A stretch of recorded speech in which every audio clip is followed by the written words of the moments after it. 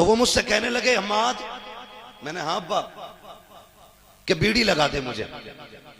میرے والد صاحب بھی بیٹھے تھے.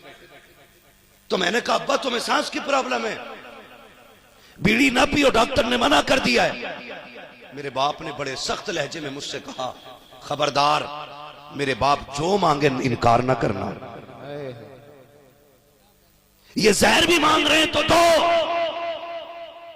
اگر ان کی خواہش بیڑی پینے کی ہے تو پلاؤ، اگر ان کے علاج میں لہو بھی دینا پڑا تو ان کا بیٹا بھی لہو دینے کے لیے زندہ ہے. زندہ آباد زندہ. میں نے اپنے باپ کو یہ دیکھا اور خدا کی قسم میرے دادا وہ خوش نصیب شخص ہے. میں تو پردیس میں تھا لیکن میرے والد نے بتایا فجر کا وقت تھا، جب اولاد اچھی ہوتی ہے تو پھر باپ بھی سکون سے دنیا سے جاتا ہے.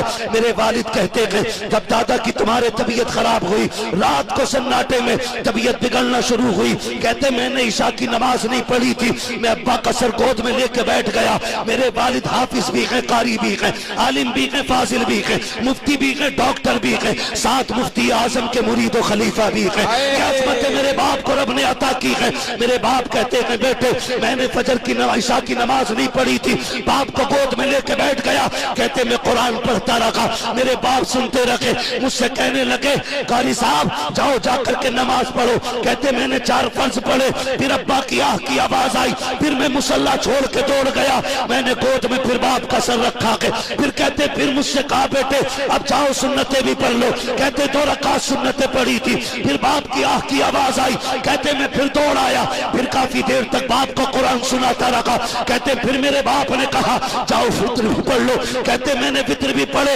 کہتے فطر پڑھ کے میں آیا، میں نے باپ کو گود میں سر رکھا اور میں نے سورہ رحمان پڑھنا شروع کی. کہتے مجھے یاد ہے جب میرے باپ آخری سانسیں لے رکھے تھے تو بے بسی کے ساتھ نہیں بلکہ کلمہ پڑھتے جا رہے تھے، دنیا سے رخصت ہو رہے. آئے ہے واہ واہ.